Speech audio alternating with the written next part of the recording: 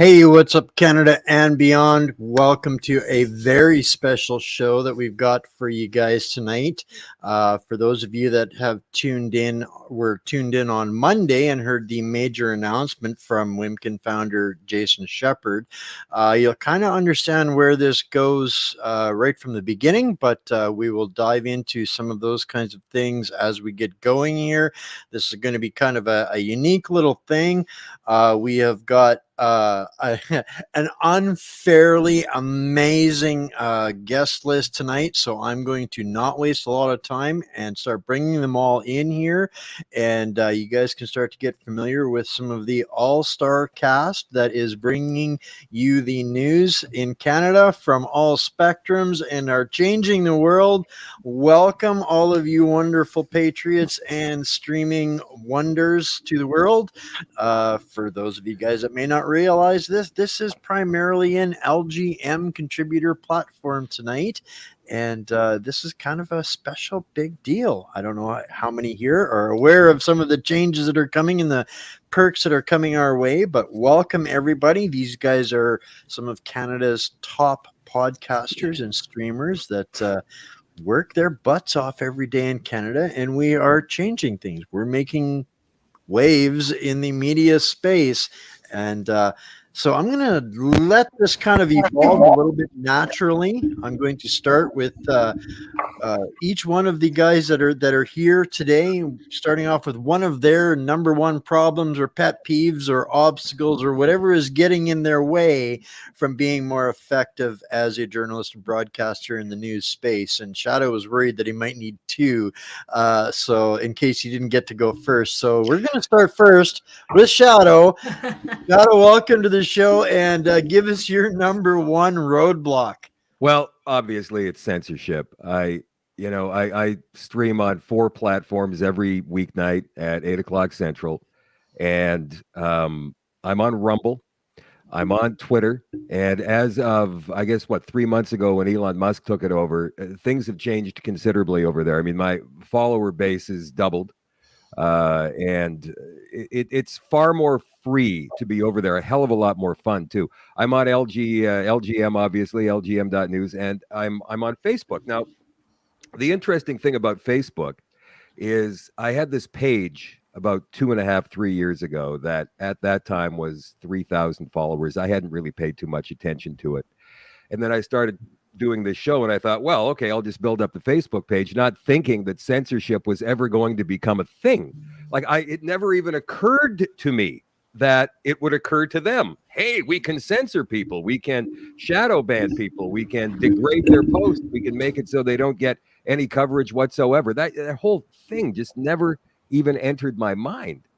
And then when we saw it start to happen, and even today it continues to happen greatly, we need alternate spaces to get our information out, right? I mean, as you were pointing out earlier on, Wayne, in the intro here, we're doing our best every single day, all of us here on this screen, to try and get information out to people. But it is so incredibly frustrating when you've got a Facebook page of over 45,000 followers and you get 6,000 views on a show.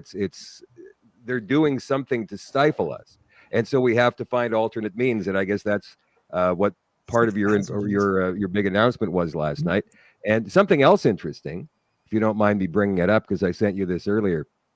Meta announced today that they're going to be reinstating the account of Donald Trump on Facebook and Instagram. And I'm wondering why that is, because we haven't had an ownership change over there. And why now? What exactly is going on? And I think you probably know more about that than I do. Well, I'm not going to interject and steal a whole bunch of time from everybody else. And for those that aren't familiar, Shadow runs the Shadow at Night show. I personally think that that's desperation. These platforms, Trump did more for exposure and create entertainment on all of these platforms than anybody else in human history. And I think that they are so desperate that they are looking to gain some traction and re-control over the narrative that has pretty much fled their platforms. Could it have anything to do with the pending court cases down there and the fact that Republicans now control the House of Representatives and they're going to be doing some investigating? I think that's going to have a lot of impact in subtle ways that we're going to see coming for a while. Chuck runs the Last Week Today show on Mondays, and I'm typically his partner in thought crimes, as he likes to describe it. Chuck, what's your number one roadblock or speed? Oh God, my major constraint, my major roadblock, my major problem with life, lack of time and lack of bandwidth. What I find here, not only are there so many important stories to tell, but there's just no time in the day to push them out. Every Monday, Wayne and I try to compile 25 stories that resonate with us during the week into 3 compelling narratives. And that's very difficult. That's very time consuming. I'm very lucky he hangs with me and helps me put this together, but it's very time consuming. I have a full-time day job. I didn't used to. I used to be a proper freelance journalist at one time, but that job's gone the way of the dodo with the censorship. And I just wish we had a couple of 30, 35-hour days, or I had a couple more holidays. There are just so many people with so many compelling stories that absolutely need to be heard.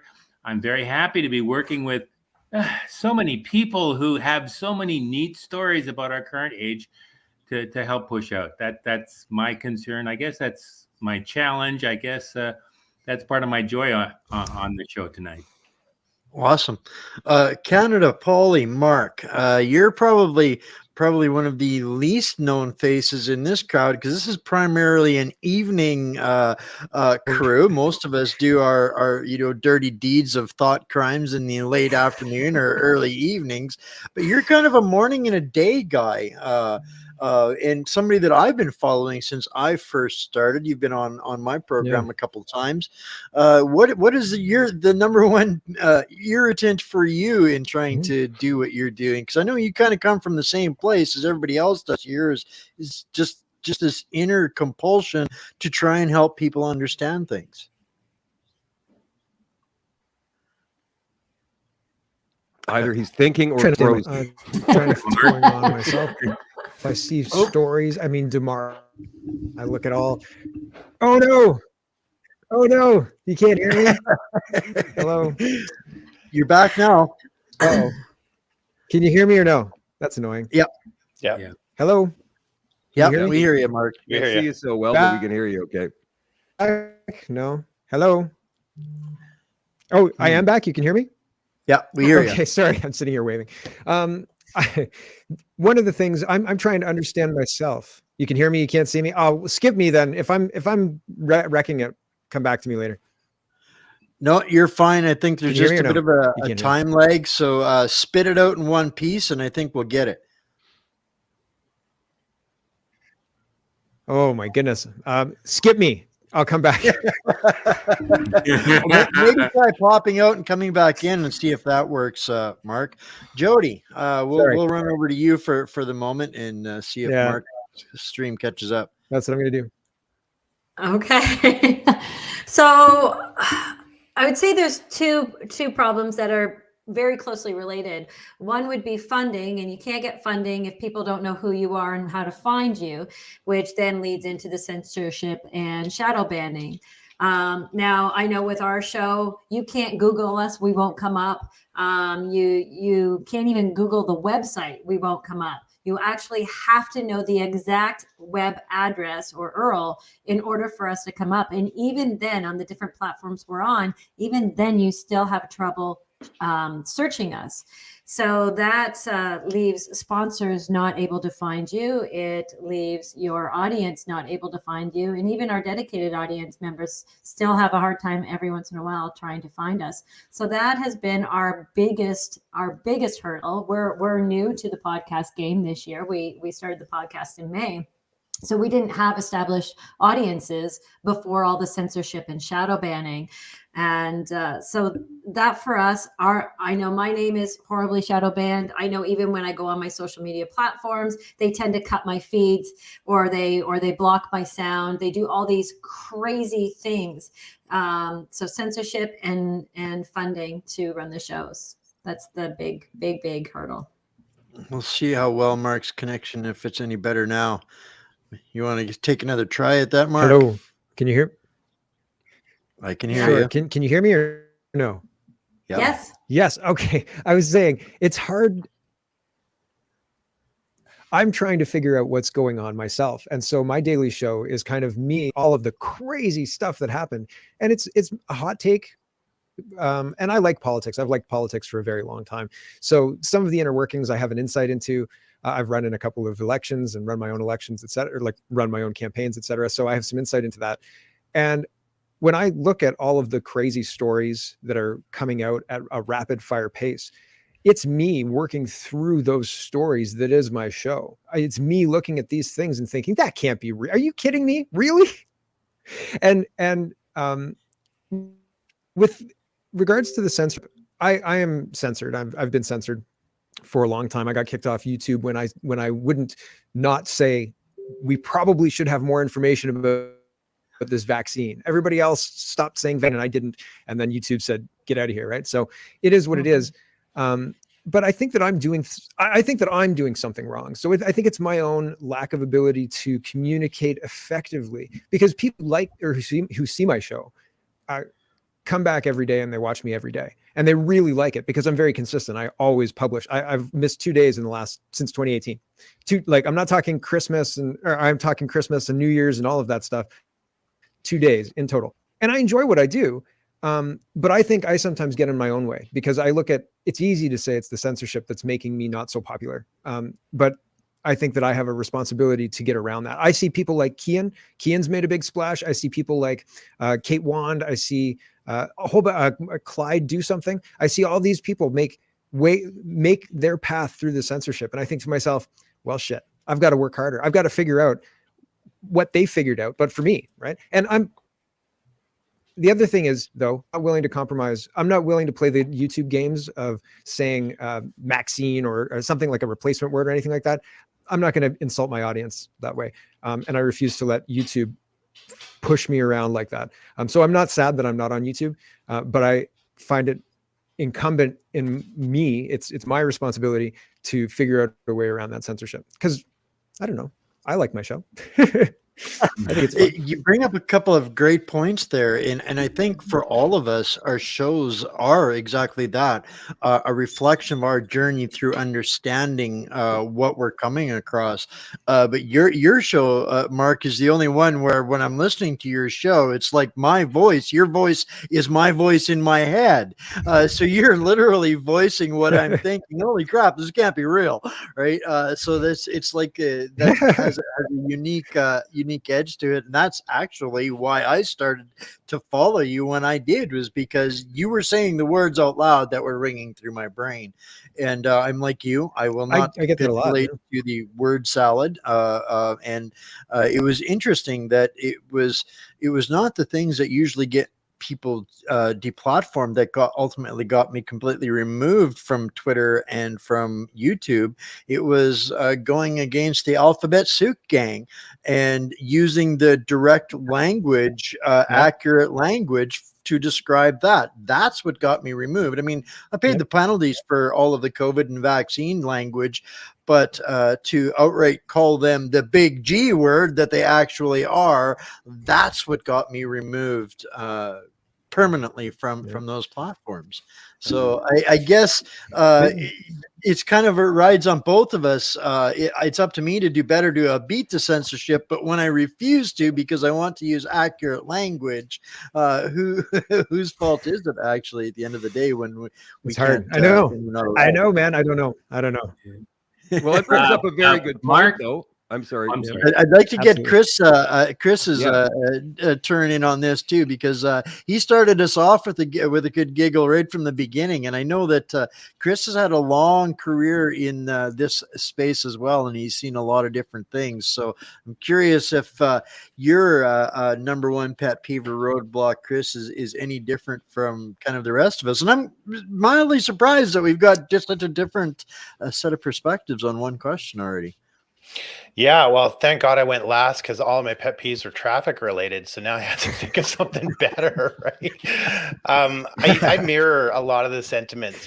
For us, it wasn't the words. We got onto YouTube. We got kicked off of YouTube because we had Mark Trozy on, and it was like if it was in real life, it would be we have Dr. Mark Tro, and that was as far as we'd get, right? Because he was the immediate evictor for us. Wow. All of that stuff. It's funny because I'm less ticked off with douchebags and Nazis than I am with, the things that you're saying, even traffic. But I think one of the things, it's a current thing, and it's been lately, it is our side spreading stuff that's like knowable crap, right? Every time somebody's like, you got to do a story on this, and it comes up and it's News Punch, right? And it's like, come on, man. And so like our side needs to do better. We've told our audience that there's a direct targeted campaign to send out misinformation to hook us into sharing it out and make us look stupid, right? So I think our side needs to do better. I'm a little more ticked off at the people who claim to be awake, right, and then just don't use their brains. They want to point the finger at the other side and say you're not awake, you're not using your minds, you're not using your critical thinking. And they share out that the World Economic Forum is telling you to boil your cats, right? Come on, guys, let's do better, right? I'm sure there's a nugget somewhere, somebody said something, but and that's what I mean. We don't need to fight our own side, right? And so that's a last couple of days that thing's been hitting me harder, I think, than usual. So I think that's it for today. There are a lot of Good bad night, everybody. That's right. There are a lot of bad actors. Sorry, Mark, go ahead. There are a lot of bad actors though who pretend. There are a lot of bad actors who pretend to be, quote, on our side, and will try and demoralize the creator, try and get in our heads, but also try and get us to do stories on nonsense, try and get us to chase our own tail on nonsense, try and get us to get to something that is ridiculous or dumb or obviously false, obviously misinformation. And the thing that bothers me, I think, the most about the allegations of misinformation and hate is that it's so subjective that it can be applied to anything. And we're almost getting to the point of speech laws to outlaw your political opponents. And I mean, that's Banana Republic. That's, not our country, right? And it's unfortunate that we're not able to even engage in those kind of conversations because we get distracted so easily from the bots on Twitter, right? We can't have the important conversations because we're having bullshit conversations about nothing off to the side. It's frustrating. But I agree with you, Chris. There's a lot of things like that happening. Mm-hmm. Sorry, Wayne, go ahead. So what do we do about it? Do we go around it? Do we try to go through it? And moreover, I mean, Mark, I heard you say Clyde Do Something and many others have managed to succeed on YouTube. And I had a YouTube channel for a while and I got 2 strikes on it. And I thought, you know what? I'm not going to put anything of substance on there any longer because who knows? I'll get strike number 3. It'll be gone for good. What are the rules? It seems like they're changing every day. Mm-hmm. You know, who knows what you can say. You're not wrong.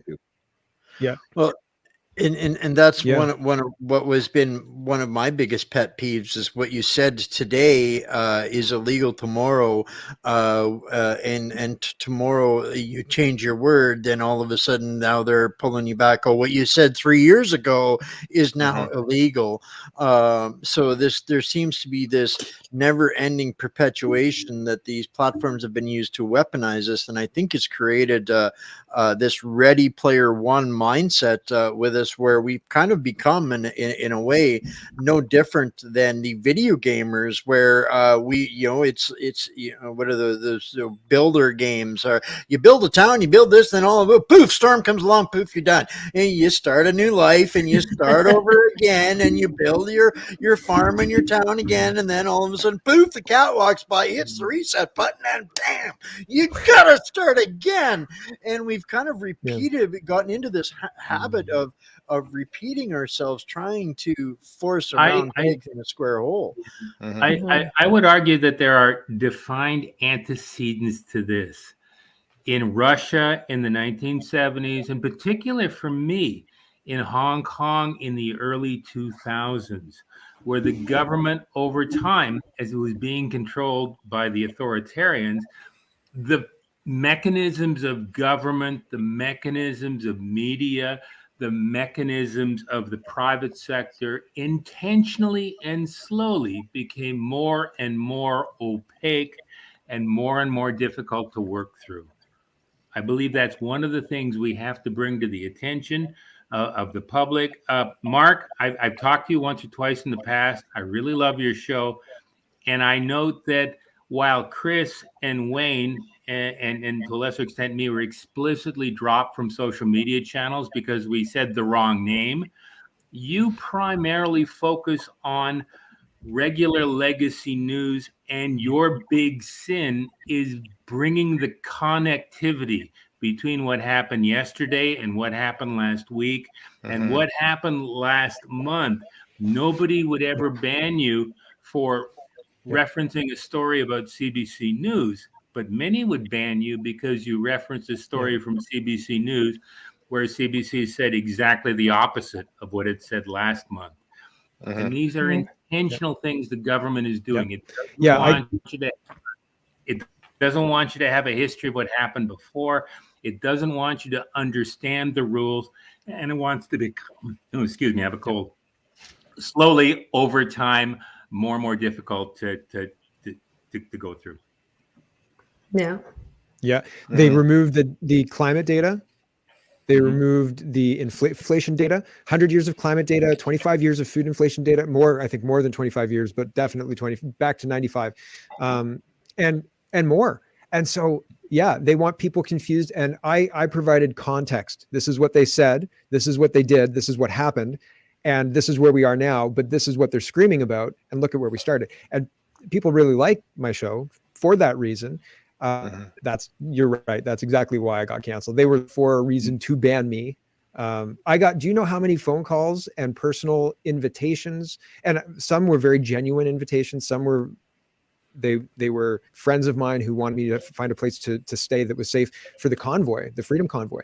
I got so many unsolicited emails. Are you going to the Freedom Convoy? You've got to be at the Freedom Convoy. Be at the Freedom Convoy. And I thought, I'm a little busy. I think might skip that one because it's really weird how many emails I'm getting about this whole thing. And I told friends as well, but scary stuff, man. Wild. How do we ferret out the bad actors inside? And I mean, you guys probably the same as me. You got thousands of followers. You've got thousands of comments on each show, and it's so difficult to go through them all. And these people some of them anyway, are intentionally trying to get us taken down or at least demonetized from the platform so that we can't make any money and we can't keep our shows going, as Jody was pointing out earlier. So, how do we ferret them out? And even more, I mean, never mind the small time players who make comments on the shows. And I don't mean to consider anybody small, but when we talk about the people who are in the spotlight, maybe some of the big names from the Freedom Convoy are bad actors. BJ Dichter, I think, is probably grifter number one in that context. Yeah. Oh, definitely. There's a few others across the country who may be either useful idiots or definitely working for the other team. But how do we point them out, and how do we prove it? So we look for patterns. Instead of looking for people, we look for patterns of behavior, and that seems to be fairly flawless. It takes a while. You have to watch patterns of behavior over time, but you look for professional stalling or sabotaging, or never contributing, just sitting there and listening and never ever contributing.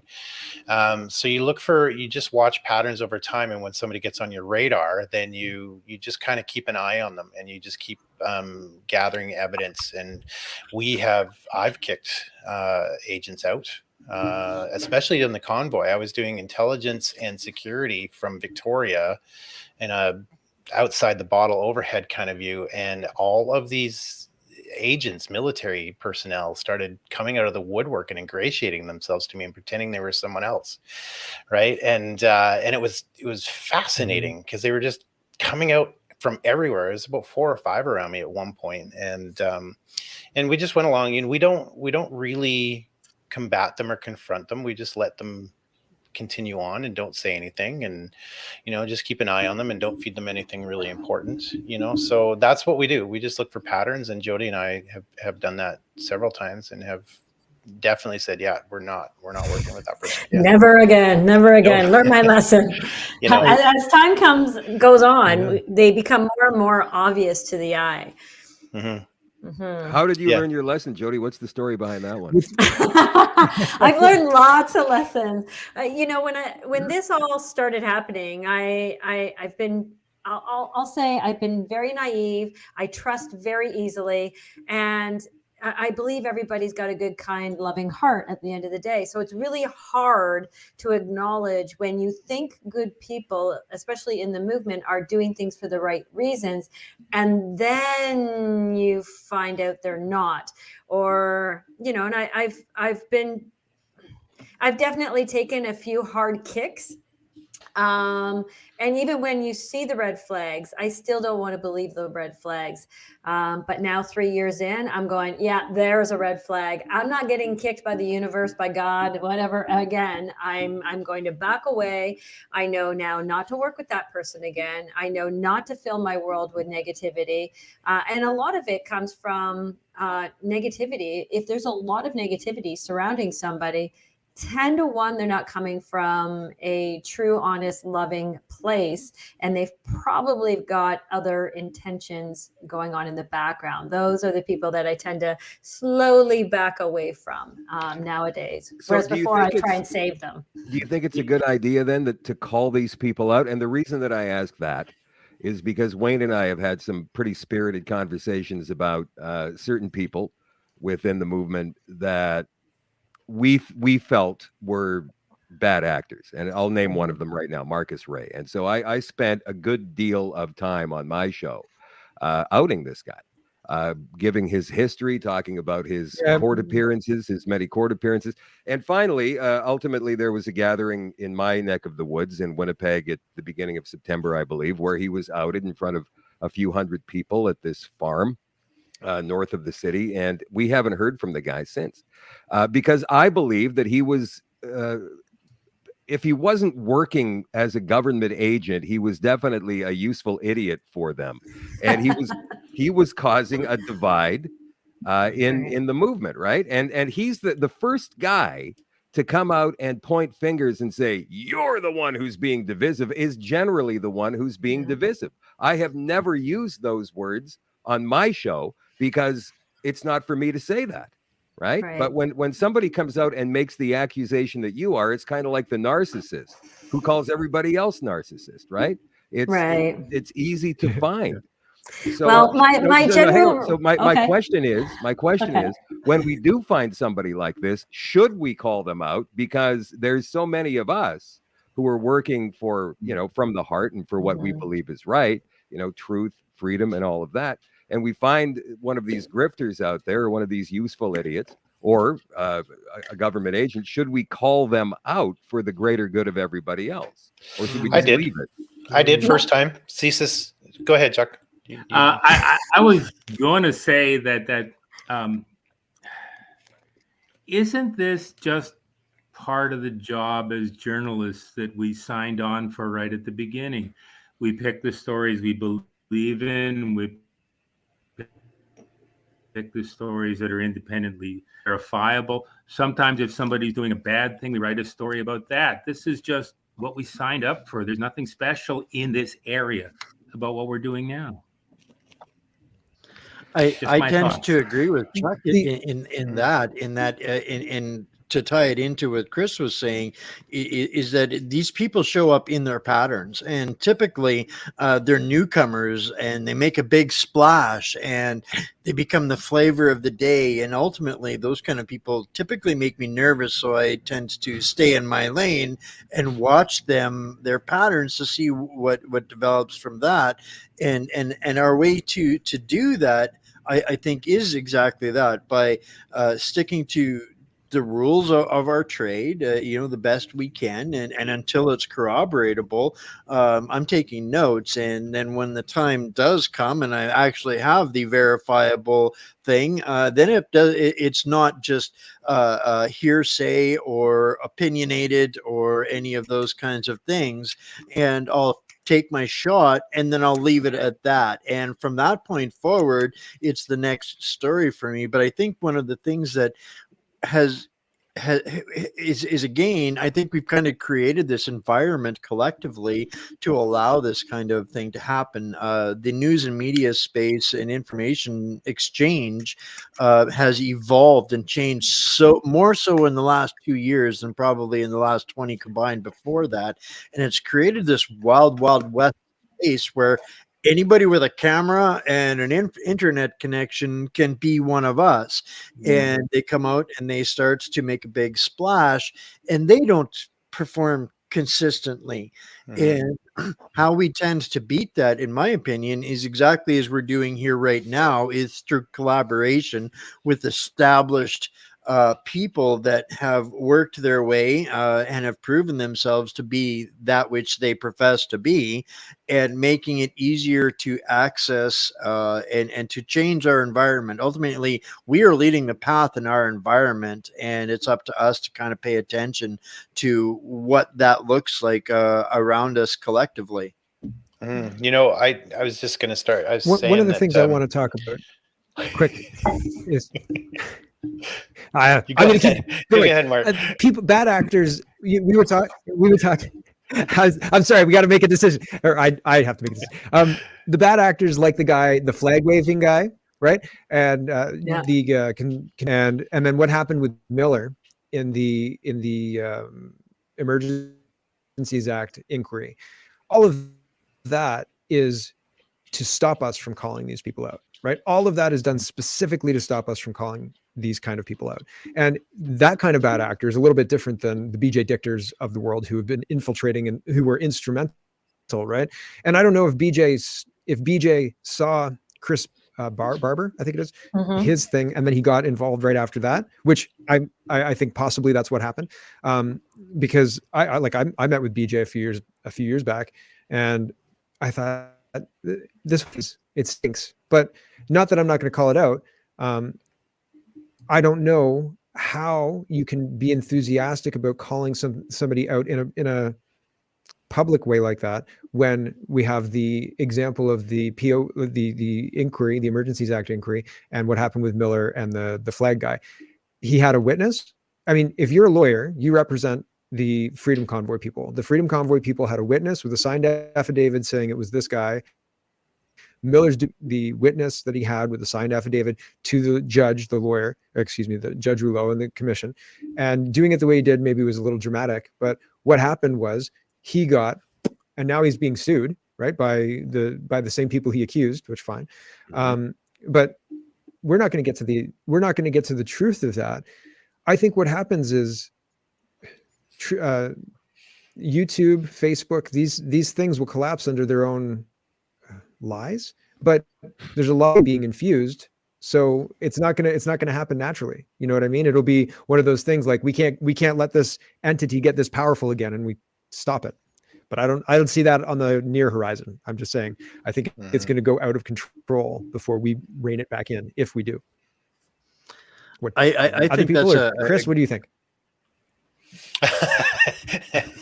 Over to you, Chris. Tossing you, man. I'll go one more time on this story. We had a CSIS agent in a group, and you can bet, like, if you're a larger group, you're going to have an infiltrator. And we called him out, and it caused massive division. A lot of people left. Part of that is knowing that you're not doing anything wrong. So just carry on. Let them be in there. Only start readjusting if they're trying to slow you down, stall, or sabotage. If they're just there to listen and whatever. So we did cause mass division by calling this one guy out. And you have to remember that most people's default place is trust. So it's going to take a lot of empirical evidence for them to believe that you know, so they think that we just completely destroyed this guy, and we got called out on that, and a whole bunch of people left our organization at the time. And so it's not in your best interest, because you don't want division. So just remember, like Wayne was saying, just be consistent with your messaging, carry on. You're not doing anything wrong, you're on the side of right. So just let them be, because they're going to be, I guarantee you, if you have a group of more than 20 people, somebody in there is working against you. Yeah, that's my general rule. Just you don't need to publicly call out everything. You just don't, because when you do that, you do cause division, you do cause strife, and you end up looking just as bad as them sometimes. And I've learned this, you know, especially when the attacks have come my way. A lot of times, it's not worth airing your dirty laundry in public. It just isn't. Now nobody wants to work with you, and nobody wants to work with them. So you let them do what they're doing. You just keep gathering evidence. And at some point in time, truth always surfaces. It always does. And they'll burn themselves out without you having to cause division and breaking up groups. And that's what I see happening right now in this movement that people want to call the freedom movement. We're seeing division everywhere. We're seeing censorship. We're seeing a lack of trust. And a lot of it has to do with different people calling different people out, and maybe there's truth to back it up. Maybe there isn't. Some of it's just gut instinct. Some of it's, well, I saw something that looks a little bit shady, so I'm going to call that person out. Or, hey, they're not giving me the clickbait that I want, or the clicks or the likes or the shares, so they must be. And then they throw out all this garbage out there. And before you know it, everybody's fighting instead of everybody focusing on the main goal. And like I said, the distractors eventually either get tired because nobody's giving them the attention they want, or people eventually realize who they are on their own, and people will naturally distance without the division being created in the groups. How many different factions do you guys think there are in the freedom movement right now in this country? Oh, we're gonna get that. That'll take us way into next week's Hundreds. Shadow. Remember the Monty Python Life of Brian, where Right? he was in the Roman Colosseum explaining that everyone else was a splinter? That's right. Exactly. I'd just like to finish off that subject on what Jody was saying, is that I found invariably that these agent provocateurs or infiltrators have one major flaw: impatience. And they cannot be there very long without trying to A, to seem important, or B, to seem credible. And they start to push beyond their position as a new member in a community or a group, and invariably they will try to put a shiv in somebody's back at some point. And at that point, I find that without calling them out, just exposing their transgression to the community and letting the community, I found that the community does a far better job of cleaning these people up than I ever could in my audience or community. So Exactly. there's I mean, this is something that we could talk about for hours and hours and hours, but I wanted to, this is great, time is flying, but we're already 40 minutes into this, and I wanted to get some of your reactions. We've had a good chunk of time talking about the problems and those kinds of things, but Shadow mentioned earlier, well, what do we do about it? And that's kind of what why I wanted to get everybody here together in one place at one time, is because we're doing something about it. And some of the people within even our own little network here aren't fully aware of some of the opportunities that are opening up. And over the past week, a lot of those things and issues that we've come across and we were describing here at the beginning are actually going to be resolved. When things go bad, somebody comes up with something better. And right now, to me, Facebook is the 25-pound cast iron shovel, and we're kind of just seeing the invention of the new forged steel shovel that only weighs 2.5 pounds. And holy mackerel, can we dig? That's kind of the evolution that I see and feel is coming. And particularly for us in Canada, we were bestowed a huge honor the other day with what I think is one of the most significant announcements in this whole media space sector. And we don't necessarily see them at the 20,000 foot altitude, but others do. And that was with Jason's announcement on the platform on Monday. Not just about partnering with LGM.news, which is now officially the Canadian news provider for the Wimkin network, not just the Wimkin platform. And this was the honor that was bestowed upon us. Fox, CBN, CBS, ABC, NBC, CNN, the whole raft have been badgering Jason to speak to them about his new launch of an alternative to TikTok. And he said basically, thanks, but no thanks. And he came on What's Up Canada on Monday and announced that these platforms are going to be launching this week. So now there is an alternative to Facebook. There is an alternative to TikTok that has taken the problems within those platforms that nobody, unless you're connected to the CCP or in Zuckerberg's pocket, has any influence on. And those platforms are dying. People are dropping them. Big news in the tech sector is the layoffs at all of these platforms and places. And while these dinosaurs are dying, because let's face it, in the tech sector, they are dinosaurs already. New technology and software is generally only new and usable for a year max tops, and there's something else. These guys have had a 10-year run. And the beautiful thing of Jason doing this is he's gone through all of the head bashing with the FCC, the government, the courts. He's been to the Supreme Court. So he's blazed the path. He knows how to do it, and launching these kind of platforms now gives us that initial adopter opportunity. And for us, particularly here in Canada, because they're acutely aware of what we're up against here in Canada, he has offered all of the LGM contributors free streaming and exposure for all of the platforms for life. Now, what that does is, I know that truth is free, but creating the news isn't free, and streaming costs are things that are prohibitive to us from expanding and reaching bigger audiences and plugging into bigger networks. We've now got instant distribution without expense to 8 million users or 8.5 million users on Wimkin alone, as well as the new truthleaks.com and the Realster.io app. And the beautiful thing is, this is again all outside of Trudeau's reach.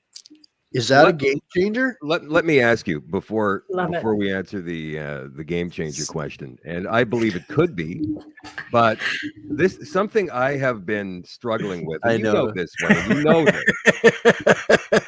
you want any other name but Wimkin for Wimkin? Kimkin.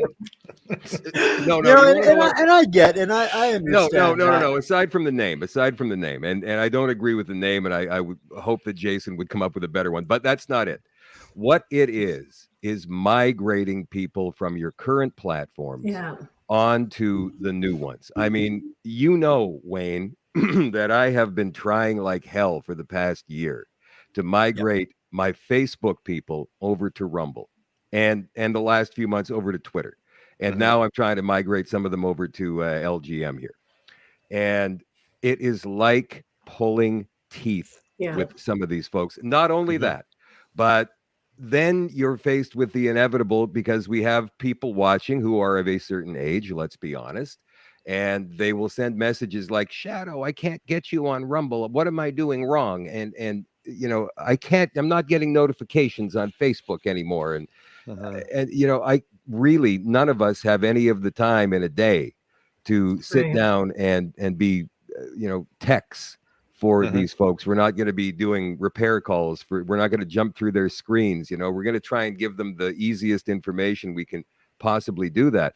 But how do we get them to move over to this brand new platform? And I've been on Wimkin. I was on there the other day. I said hello. You know what it felt like? Felt like I was standing in the middle of the Sahara Desert. I do know that I mean, we're used to dealing with a platform that changes every microsecond, and we've got a user base of 800 billion basically to navigate through there.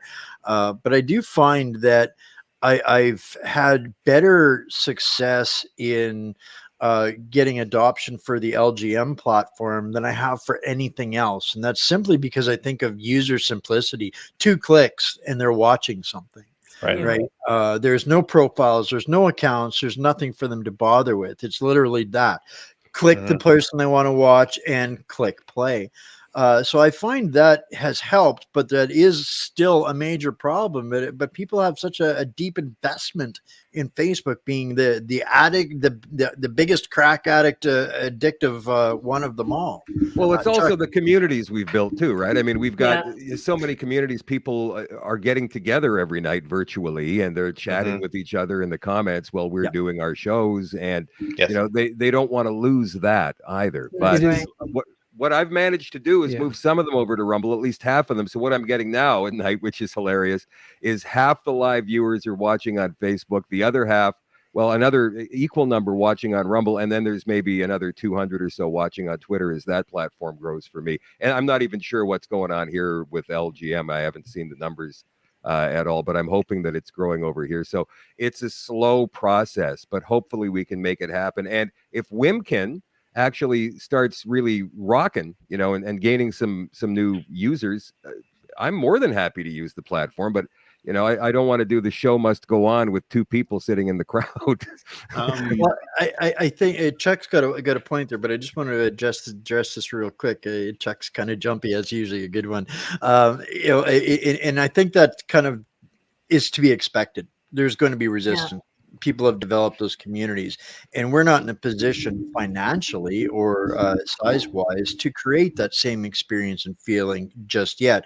But inevitably, if we don't do this at this point right now, with 36,000 followers on Facebook, I do a live stream on Facebook, I get 50 views. So what am I losing anymore? And at some point, I am going to be completely removed or deplatformed. So what am I losing anymore? So I think all of us are ultimately going to be up against that wall, maybe at different times and places. But once they get through one row of us, well, then you're just next. And where are you on that, you know, that pecking order or that removal list? So for me, it's been very much an exercise. Everything that I'm thinking and doing, can I take this outside of their reach? And this is where I think the opportunity for us lies, not so much today in what we're doing and the access to now all of these new platforms that have all of the things that we want, the freedom, the ability to reach new markets, the ability for our content to actually work as it's designed to create communities in a place where it's not going to be taken away from us. So it's a tough call, and it's going to be a tough hole for all of us. Chuck, go ahead there. I'm going to say 2 quick things. I'm going to say that from a business perspective, you need to focus on 2 things: maintaining your existing market and growing your new market. Yeah. And with all due respect, I know people with accounts on MySpace. That's still around? Yeah, MySpace is still around. What happens is, if you focus on maintaining your existing client base, you maintain most of it this week, but each week you lose a little bit till you finally go down to nothing. If you look to grow your viewership, you need to partner with new distribution networks. And Wimkin is essentially a new distribution network. And historically, when it came to radio, when it came to the early television networks, the businesses, the distribution networks that grew the fastest partnered with unique content creators. Some of us remember Fox News in the Fox Television in the early 80s. They had some of the most creative, some of the most politically incorrect shows I've ever seen, but that helped Fox grow like gangbusters. Wimkin is our partnership with a fast-growing distributor, and that is going to give us dividends, and that is going to grow our overall readership faster than if we focus primarily on maintaining what we've got now. There are ways to bring over most of what we've got now from the old platforms, but not all of it. Some people will stay on MySpace till they die. Mm-hmm. You know what's interesting is, like you, Chuck, I spent a lot of years in media. I was in radio for many years, and you would see a lot of radio stations change formats, or a new station would come on and they'd call themselves, we're the wolf, we're the tiger, we're this new radio station.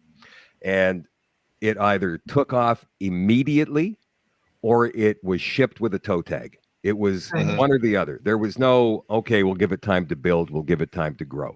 Either it took off inside of the first year or it just went flatline.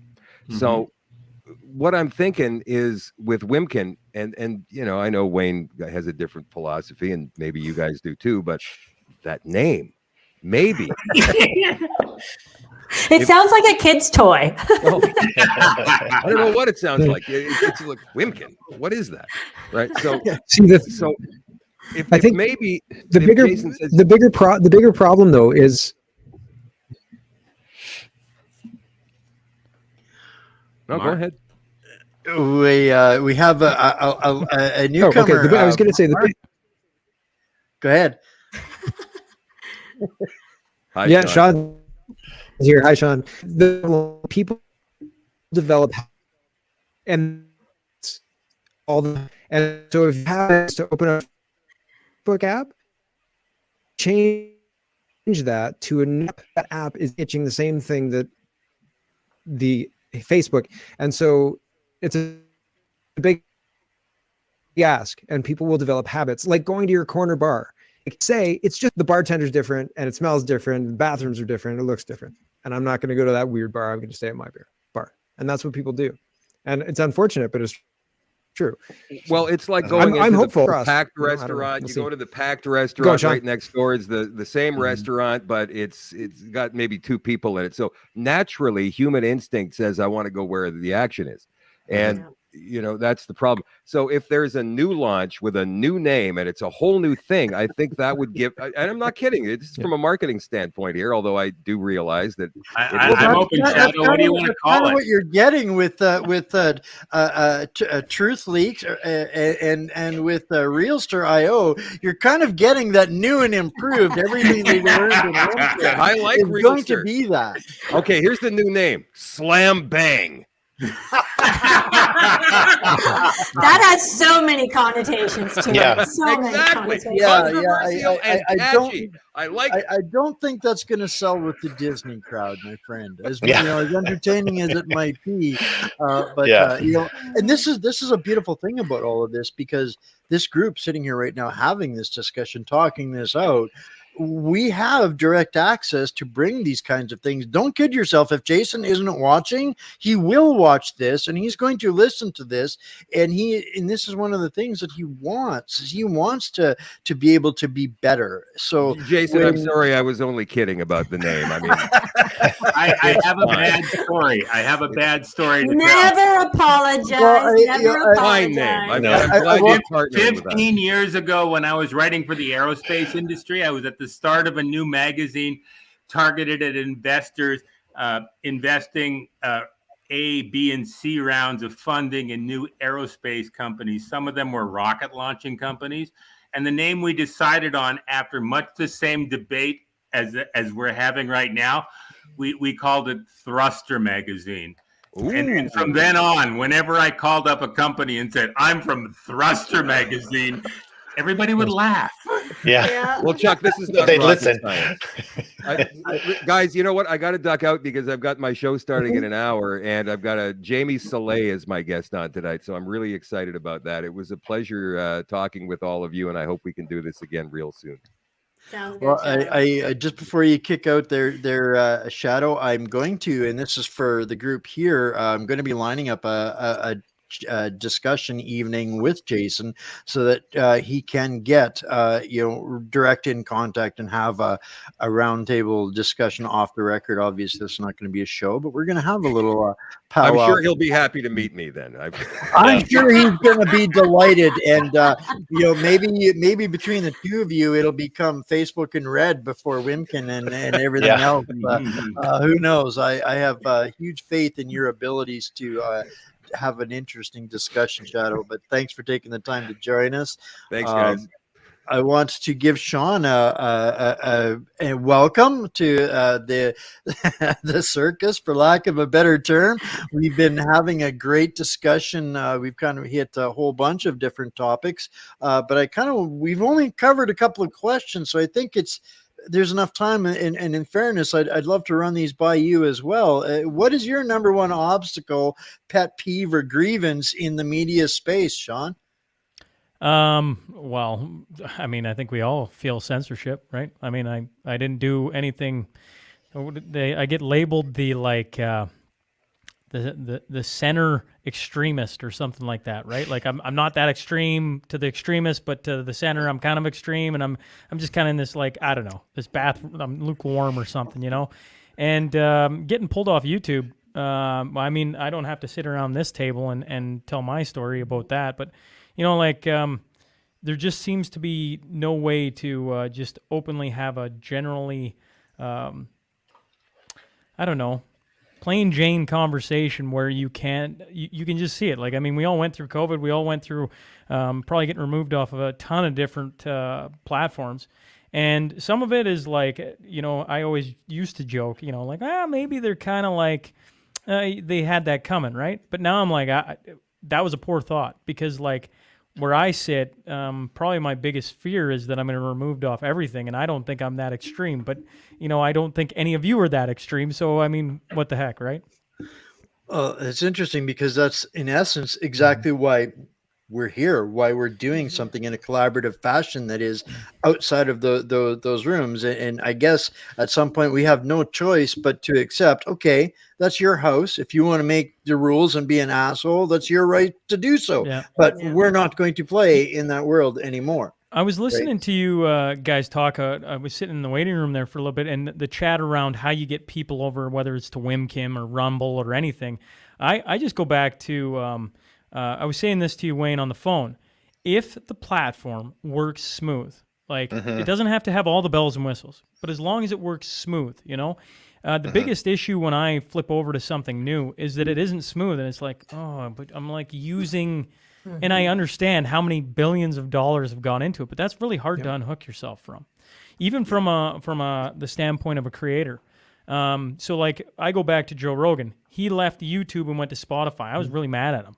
I didn't want him to go. I liked where I was, all the things I was listening to him on Apple and YouTube and whatever. And it turned out he was ahead of the game there. So if we all realize that, you know, whether it's a year from now, 6 days from now, or 10 years from now, the future of having open conversation is going to be in something like Wimkin or whatever it is, people will follow because they want it. And if it disappears from everywhere, I just look at Joe. Joe obviously is, you know, way up there, but, like, I eventually buckled because I couldn't find him anywhere else, and I still wanted to listen to some of what he had to say, right? And so that, I don't know, I just, with all the different things, the name, everything, I get it. Well, you know, you brought up a couple of good points there that are some of the things that we're battling with right now. And even myself, with having developed the LGM platform, my number one priority was simplicity for user and creator. And it takes time to get that fluidity. It takes time to work those bugs out. I mean, this is a platform that's like less than 2 months old. Mark, I think you were the first one to put a stream up on there, and it's way different now than it was 4 weeks ago or when you put your first stream up. But the one thing that has been consistent what I think has helped it grow better than anything else I've ever built before is that the simplicity is there for the user. As I was saying there earlier, 2 clicks and you're watching what you came there for. No setting up a profile, none of those kinds of things is, I think, the one thing that has helped in this respect, at least in this case, become an option or something that people are willing to entertain. I know we've got work to do, and I see in the comments there people are missing the chat. Well, unfortunately, guys, chat functions on something like that boils down to one thing: this server power. That's right. Literally all all that is was standing awesome. apart from you guys having that same interactive community experience there as to anything else. And I expect that we'll get there. And as soon as we can, that's one of the things that we'll absolutely be doing. But this is a vision that is working itself forward and evolving as it goes out of necessity, not as a money-making business model for others. And I think that shines through in the genuine content, the genuine people, and the consistency of exactly that, the genuine people bringing genuine content. I get asked often, well, can I put this on or can I do that? And I'm like, no, I might be friends with Alex Jones. It doesn't mean I'm giving him a platform. Right? Right. There's a big difference in what you see yourself building forward as. And I see the ultimate demise of the dinosaur, aka Mercenary Media, and there needs to be something central enough that gives enough, that isn't offensive enough, that's going to be able to be there to replace it. And God willing, that's what LGM will be, one of those things. And if it isn't, I don't think it would have been already being adopted by platforms outside of the country. So I think that's a huge feather in the cap for at least what we're starting down the path of creating in all of this. So Yeah, but going back to the chat for a minute, that's the single biggest thing for me. I really want chat, and I know Children's Health Defense, they have it right in their own window, and we end off now with our show. We've got these two hardcore fans, and we end off our show. He says freedom in big capitals every time, so that's our signature off now. What I like about the chat is that it's a two-way conversation. It includes people, and people have felt so censored and left out and pushed out and not listened to. So I love the idea that this, that our platform incorporates and talks. We stop and talk to our audience as well. Right. And I think it's for us, it's the single most important thing that we want to do. And I want to try and get it. We're overhauling our website because it's awful. It looks like a dog's breakfast. But we're going to try and see if we can't add that chat window right on the front page, so people can just go to our site and do that. It doesn't matter where we're streaming after that. Coming back to our site, we control our site. We control who gets to see it and who doesn't. And so we're going to try and move to that format. Well, that's one a big point. There is our websites. You could integrate a piece of digital real estate that we own. Hold on. Go ahead, Mark. You could integrate an IRC chat, Chris. You could integrate an IRC chat. It would be very simple and very cheap, because IRC is Internet Relay Chat. IRC, and I mean, you're running WordPress, IRC chat, and boom, it'll be cheap, very cheap, and it'll interact, and then people will be able to join. Awesome. Talking to people that are smarter than that me. helps. Perfect. Yeah, no, it does help. It does help. It's the single biggest thing we want to be able to do. So. And I'm technology retarded, so Chris gets no help. Yeah, from me yeah, at you should all. be able So to. You guys are awesome. No, that's great. Thank you. We're gonna do it. Yeah, Right on. I do technology. Well, I think I need to hook Mark. What's the up next with question, my- Wayne? I wasn't really Get IRC chat done. Done. That's mic drop. We can go now. Well, I had a topic. Is it your show, Wayne, or Mark's show? Yeah, I'm a little confused doesn't matter here. now. I had a topic. How do you guys discern what's real and what's not real? Like, we have our filters. Like, how do you guys, you don't put out anything that's false. So what's your filter? Work. Literally, it is just grinding out. Me personally, the work. Taking basically what I do when I'm looking if something is real is I pull the keywords out of whatever it is, and I go start digging into what the keywords are and the key points are. And if I cannot find a thread or a sliver to corroborate on, that gets put onto the wait and see pile. But almost invariably, I think what ends up happening, at least for myself, when I use the umbrella of subject relevance, almost anything that's genuine and real has a thread tying it back to stuff that we've already covered, seen, or dealt with. And, like Mark's specialty is providing that context to the next step. That's kind of my methodology towards it. Yeah, I try and see how it fits into the, and if it fits well, then I am biased to think that it's real, and I'll present it to my audience, not necessarily as real, because I always try and tell them this is the internet. Like take everything with a grain of salt, right? Like look at Damar Hamlin the past week, right? Like there's absolutely no question.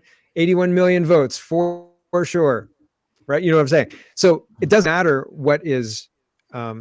To me, the context matters more than the verification of it being real or not, and how that fits within the broader story that I'm telling with my show. That's how I do it. And I'll make corrections too. I try and be genuine and honest with my audience and let them know that, this might be completely crazy, but this, like how this looks right now, nuts. And I'll tell the audience that, and then I'll update a story like, okay, less nuts now that I know this, and this, and I'll build the rest of that in for them. Right. So that's part of the show for me. And because everything seems, in 1995, I wouldn't believe if me now went back to 1995 and told me then what was happening, I'd be like, bullshit, get out of here. Right. You don't look anything like me. If somebody would have told me I'd have been on camera in 1995, I would have laughed them right out of the room, let alone living on it. And I think Right. that's a big point there, Mark, too, is there's nothing that we can speak of in absolute stone. I think I've had to really expand my own language, to use words to understand, and you mean conjecture or allegedly or allegedly, those kinds of words 5 years ago, I would have had to go and look in a thesaurus to see what they meant. But now it's pretty much a hardwired CYA vernacular that we have to embrace and not be afraid to say to my audience that when I find out more, I'll come back to you. Or when we find more evidence, those kinds of things. But there's very little, I think, that we can lay out in stone, because if we lay it out in stone, then we give up that impartiality that's supposed to be a journalist, right? So at the end of the day, I still want them to make their decisions, or I'll say, in my opinion, a lot, or my thoughts a lot, and I'll try and own the difference between what the story is and what my thoughts are, if there's a difference. So Right. Do any of you guys know an American? He does much the same thing in the States as we do up here. His name's Richard Grove. He used to do Tragedy of Hope. Now he does Grand Theft World. I'll put the link in the chat at some point. He does a really good show every week. His theory is that in order to be a well-rounded Renaissance person, you got to do more than write. You got to put your thoughts into writing form. You have to not only read, you have to write, and then you have to learn about rhetoric, which is getting up in real time and giving speeches and taking critiques and responding to critiques. Over time, this is what we all do. We put the connections together. We write out what we're doing. We get up on stage and we talk to our audience about what we feel, and the audience responds to that. And I sort of think that what we're doing is not only important to present to a wider public, but it helps teach us to be smarter than we could be individually. And it's a complete process. It's really difficult to chop it up into 3 or 4 bullet points. But that's sort of what I... Mm-hmm. And I just keep asking questions. I don't know about anybody else, but if the last couple of years has taught me anything, is if I thought there was actual truth, nail it to the ground, that an expert from any of the local stations knew everything, that has been blown sky high. So all you can do is keep asking questions. I rely on my audience as much as anyone. They're just as smart, if not smarter than me. And like at the end of the day, you try and bring on credible guests that have an interesting point of view. That's my viewpoint, because they have to add things in. But then you have to listen to your audience, because your audience is like, I don't know about everybody else, but I got lawyers, I got businessmen and women, I have scientists, I have doctors, I have all these wonderful people listening to me and feeding me information, and you should check this out, and you should check this out. And all I'm doing is checking things out and telling them, don't believe a word I say, keep doing what you're doing on your end. I'm just going to give you some conversations to help spur on, what you're doing on the other side. At least that's where I come in. But getting in front of people and talking about it and hearing what they have to say in groups and everything else is a wonderful idea, Chuck, because for 2 years that was taken away from all of us. That whole get in a group and see what other people have to say, because there's a lot of smart people out there. Absolutely. I'm sitting with a collection of Canada's smartest, and I'm grateful for it. And you bring up a great point there, Sean. And I wasn't real familiar with your show before I was on your show, and I've become a loyal follower so far. And I think I don't know anybody that's better at not making a defined statement and filling every statement with a question than you do. You've got that down to such a finesse. I just tell people I'm just a dumb swamp donkey. That's why I bring great guests on, so that I can be quiet and you can listen to them, right? So I think we, if I may say, I think we all undersell ourselves a bit, because I learned this a while back. You want your guests to be the star. Like, I want them to feel comfortable. I want them.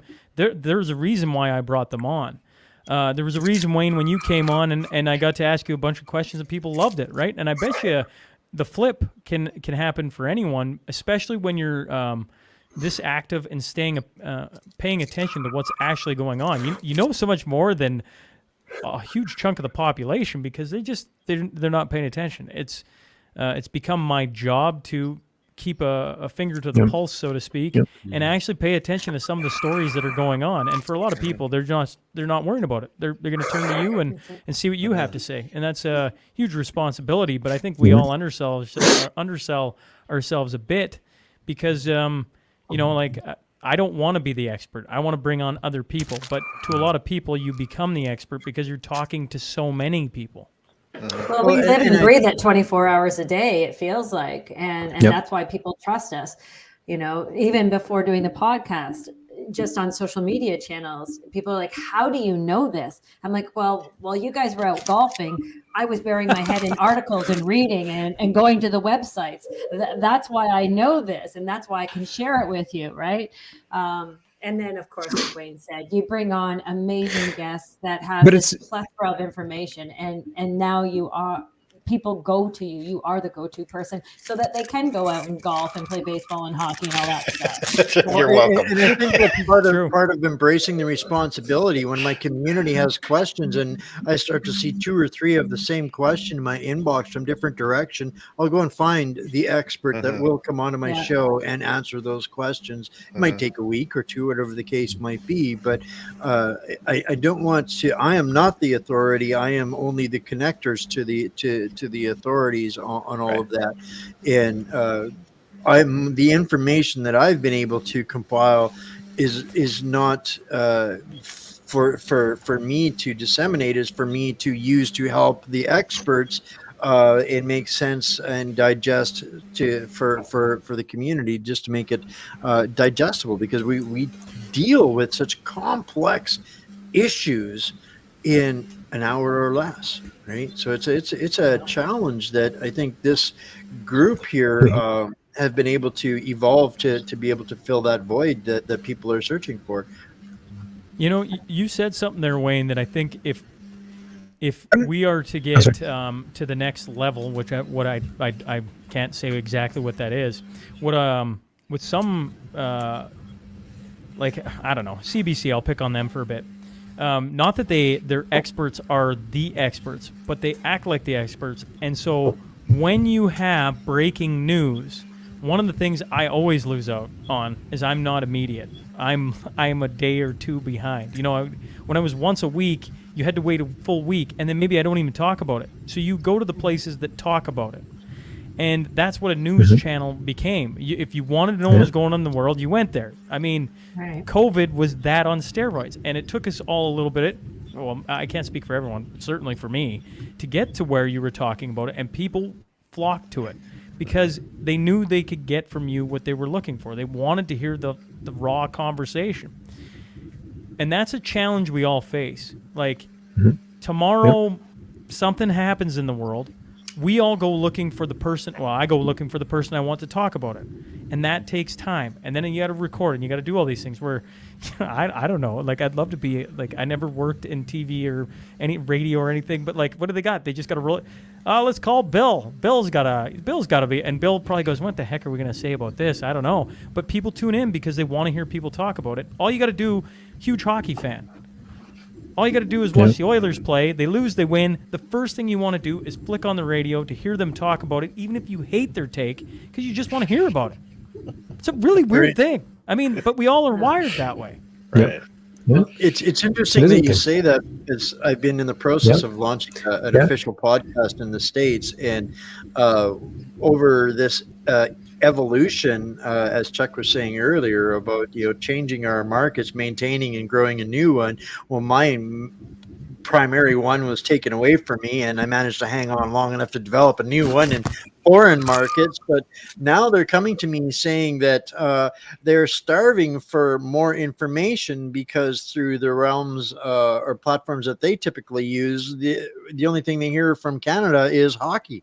So America is a great audience for a hockey podcast, but nobody really, there aren't really too many Canadian news podcasts down there to fulfill that that gap exactly that you just described. And people are now coming to me asking if I will help them fill in that gap. Yeah. Will you be the guy on the radio that we can talk about and listen to more about this from after the news has been done shitting the bed? Well, they want more, right? So it's interesting that you've identified that.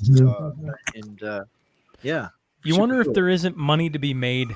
I mean, there probably is. That's probably a dumb question. Like, I shouldn't say that, but like, Crowders come crying about $1 million a week. Right. Well, all I mean, Wayne, is like, we sit here, and one of the first things when I first hopped on, we were talking about is, it takes money. It takes money to do all these things. Somewhere there's somebody with a lot of money, or a ton of people with a lot of money, that see what's going on and don't want it to happen. And they just have to be approached in the right. Chuck, fire in. I was going to say that money comes to media with the development of distribution networks. If we go from 20,000 viewers a week to like 500,000 or 1 million, suddenly we get money. We don't die poor. We don't have to live off macaroni. As a personal experience, my kids love macaroni. But I read. I make a great macaroni. I wrote something called the Commercial Space Block for about 10 years. It didn't make a profit until it was regularly pulling in about 250,000 readers a month. Right. And that seems to be the break-even point for this stuff. At that point, you get invited on other shows. At that point, you get to flog other people's products. At that point, you can develop a training or a product offering. And I would suggest that we got 5-8 million potential people in Wimkin. This is our distribution opportunity. I can speak to my own facts in this. In 4 years of having my own platform as What's Up Canada, I have never once been, I've once been approached by an advertiser. And in the 60 some odd days since the inception of LGM, I've been approached by 3. So reach matters and distribution matters. I haven't agreed to any of it yet. That's not what it's about. I will take on some advertising for the platform just to keep the lights on, because I don't get anything out of the platform. The platform's designed to create relationship and revenue streams for the content creators, not so much for the platform. Why can't you sell the idea of it, Wayne? I hear what Chuck said. I hear what you're saying. I sit on this side, full-time podcaster with not millions of downloads and everything else. Some people understand the grave situation we are sitting in, and understand a lot of the bank account freezing and all that stuff, and they're terrified of it. And they want to help. They believe in a vision if it's there, and if you can present it in a way, and all of a sudden a lot of things can come to light. There's a ton of people that are all across this great country that see it, want to help it, and are trying to find different ways. I don't know. My thoughts. You've got a great point there, and I think when it comes to that, and this is to take a page out of Mark's book earlier when he said sometimes he's his own worst enemy. I know when it comes to this, I am my own worst enemy. I suffer probably the biggest imposter complex of anybody on the planet when it comes to doing what I'm doing. So I am absolutely mortified at the idea of selling what I do. So for me, my comfort zone was really easy right from the beginning. Just give it away for free, take it or leave it, right? But it's evolving to now where I'm not just speaking on for myself and for What's Up Canada. I still will be that, but with LGM, I'm able to take on a different role where it's not dependent on my contact. I can sell you guys like the Dickens because collectively, you guys are freaking amazing, and I have no problem talking to the Wimkin founders, the Your New creators, to these founders that are now looking at this as an interesting opportunity for them. They're calling this an emergence in the Canadian market, and they're seeing this. I can see that as a business. I couldn't see my podcast or my show as a business. I'm going to suggest one more thing. There is a substantial body of work primarily coming out of South America over the last 10 years. How to survive when the government doesn't particularly like you and can expropriate your money anytime it feels like it. It has a lot to do with conferences. It has a lot to do with speaking engagements. It's got a lot to do with things like bake sales. It's got a certain amount to do with selling advertising at the end of your content as well.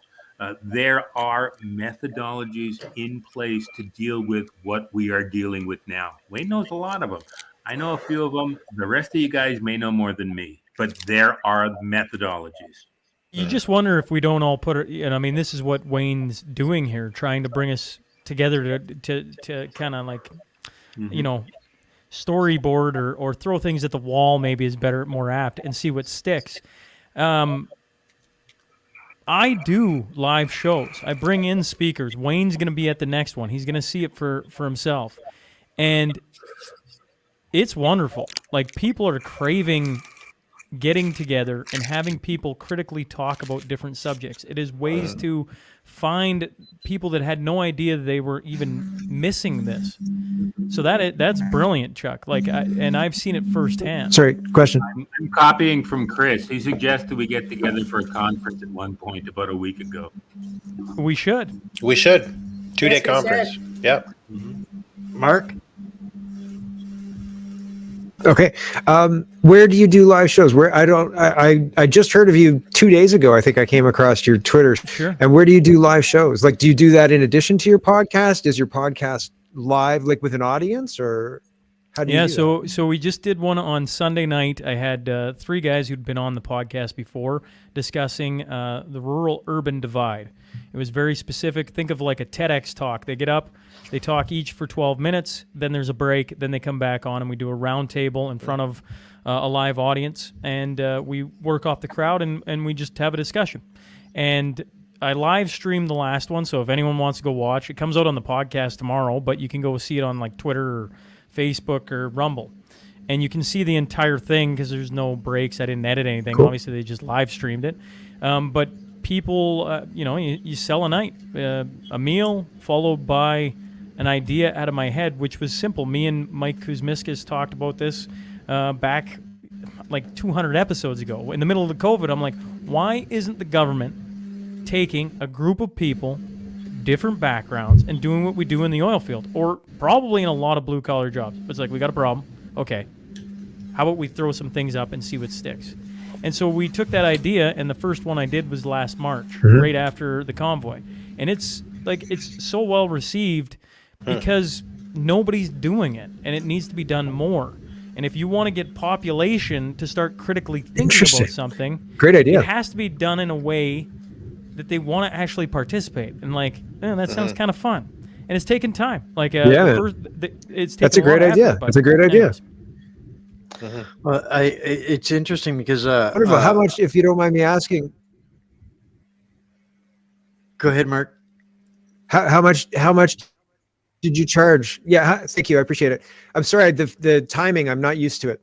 How much did you charge per head? Like, what was? I'm very interested, and if it's working, and where did you do it? I'm interested. So if it's working it might work here. Oh, I guarantee it'll work there. I charged $75 a ticket. This last one, there was 240 people. Easy math. That's like, I don't know, 18 grand roughly.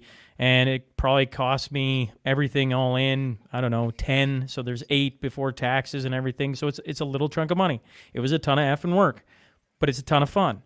And I did it at the casino here in Lloydminster.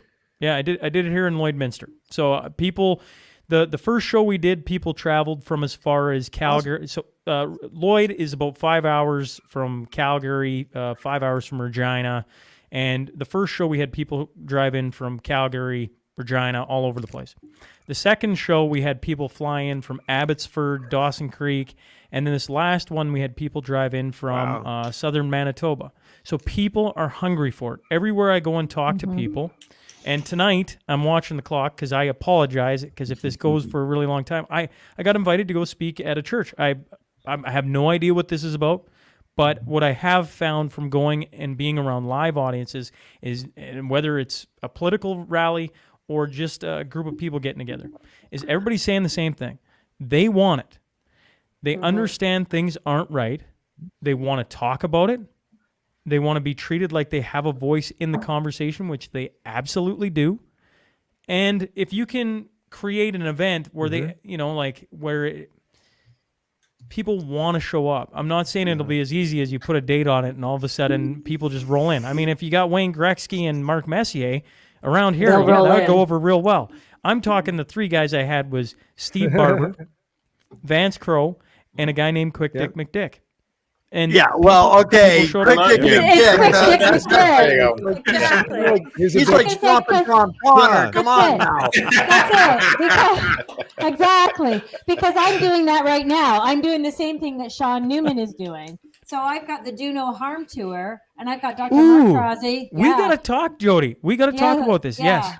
So I've got Dr. Mark Trozzi, Dr. Paul Alexander, Dr. Charles Hoff, Dr. Chris Shoemaker, lawyer Michael Alexander, nutritionist B Love, and then myself.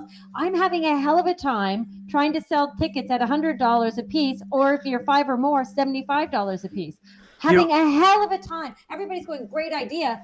But I can turn on any internet channel and see those people for free. I want to come, but they're so used to getting everything for free, they don't want to pay for it right now. And I'm also running with Chris the Justice for the Vaccinated two-day United Health Conference, and it's a fundraiser for the Justice for the Vaccinated pop-up tours.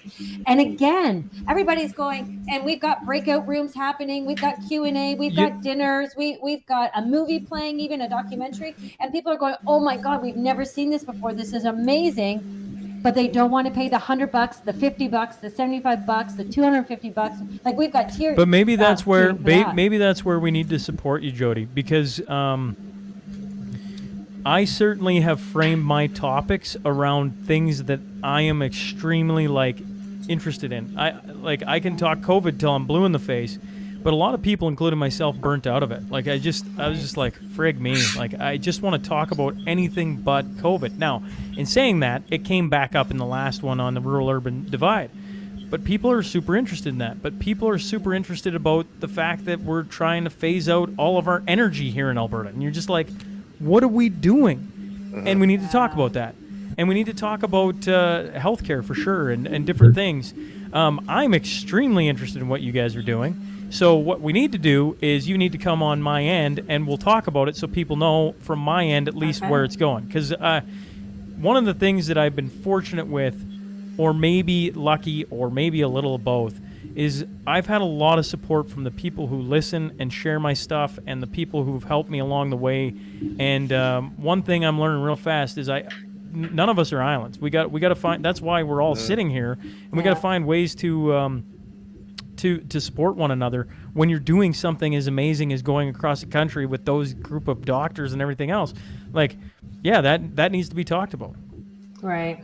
I think that we need to still find and carve our way out in all of this. You know, I'm listening to these different experiences with these kinds of things, and I know from my own experience, I've tried to organize or been a part of organizing paid events, and it was an absolute nightmare. And I'm only here in Manitoba because I came on a speaking tour to speak 3 times. I was supposed to do 3 engagements, and 16 days later, they were still booking 2 engagements a day. I had 200 people showing up on Easter Sunday in a welding barn, and so, and they would donate. They would donate like the Dickens, but they wouldn't pay to get in the door.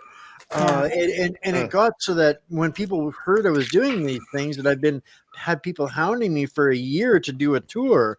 Well, that is, it's so much work. I don't know if people know how much work They don't. and front end. They have no They don't. clue. And I'm going to bed at 4 So or much 5 in the work. morning because it's so much work, and getting up at 10 or 11, right? Oh, It's a lot of work. oh wow, that's a lot of work. Yeah. Hold on a second. I have a hard 9 o'clock. No, bedtime is early in my house. I I'm get up sending super out early. emails at 4 in the morning and text messages, and they're going, it's "Are you ridiculous. just starting your day or going to bed?" I'm like, "No, I'm going to bed in an hour." And they're like, "What?" Well, so- I really thank you guys. I generally try to keep these for an Cat. hour. There was no way we were keeping this to an hour today. But I do kind of want to wind it out with everybody getting a chance to say what they've got coming, and throw out your plugs. What do you need help with? What do you want to do? Get into all of that, and before we close it out here. And just, of course, because I'm just pulling the plug in, we get another straggler. I think that's almost the full field, though. I think almost everybody from LGM has made an appearance tonight. So for those of you that don't know him, this is the man known as Paul. You'll find his content on the LGM platform as well. And if you've got a bone to pick with the LGM platform, send me a message and I'll deal with Paul. Yeah. Well, you can also email me directly as well, manknownaspaul@gmail.com, if there's any technical issues that you might have as you're doing your content creation. So there, he's a smart guy. So he got his plug in first, right out of the gate. Mark, let's start with you. I think you've got a life to contend with, and you're, I think, among the most furthest east of the gang here today. So, what's up coming up for you, and what can people help you and support you with, and where do they find you?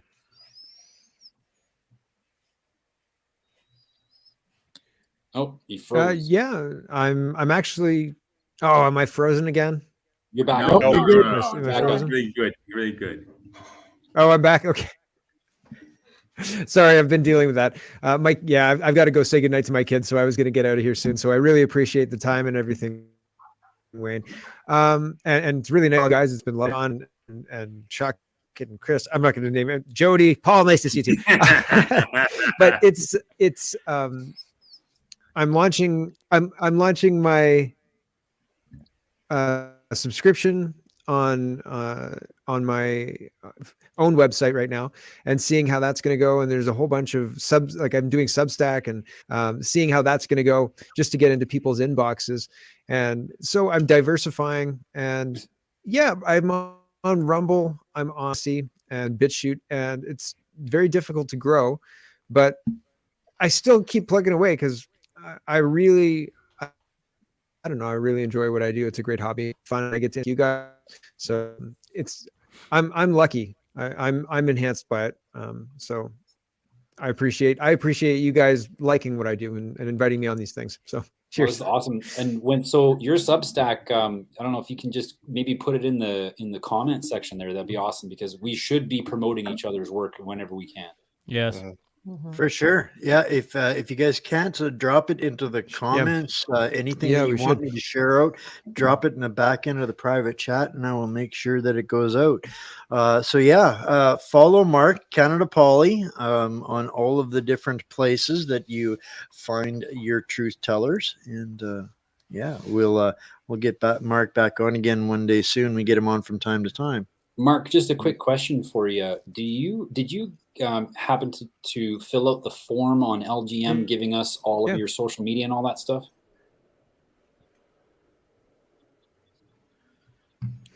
I wasn't really using social media. I was using my name. I was using my real name.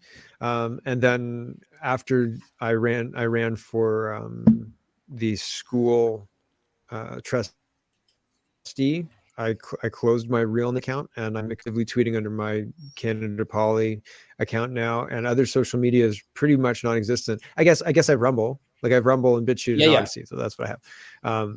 I don't have a Facebook thing. I did, but they shut me down. So yeah, I'll send it your way. I think I did, but I don't know. I think we put in the new dashboard after Mark's last post. So we've upgraded the whole interface, Mark. You'll find it probably a lot more inclusive and a lot more information centric, and probably a little simpler to use than what we initially had. So awesome. Yeah. So, well, thanks for hanging out with us. Cool. Nice chatting to you guys. Conspiracy theorists. Have a good evening. All right. Bye, Mark. Bye-bye. All right. Jody and Chris, why don't you guys go first? We're going to split you guys up a little bit because you guys are co-hosts of the same podcast. I do want to say thank you, Jody, for representing for the women's side of the political fence. And yes, I do know what a woman is. XY chromosome, no tallywhacker. But anyways, so yeah, you've got some. You, as much as you guys do the same podcast, you guys are both doing a ton of different things. So this is your moment. Yeah, well, Chris is in BC and I'm in Ontario, so we are definitely doing different things. So I'm out at rallies speaking all the time. I'm organizing events, rallies, speaking engagements. I'm always on the go.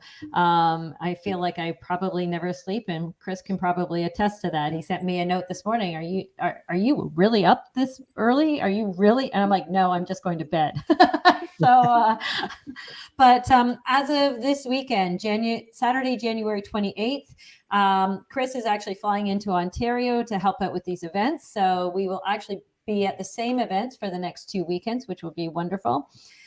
So this Saturday, January 28th, we will be in Oakville with the Do No Harm Tour. You can get information and buy your tickets at donoharmtour.com.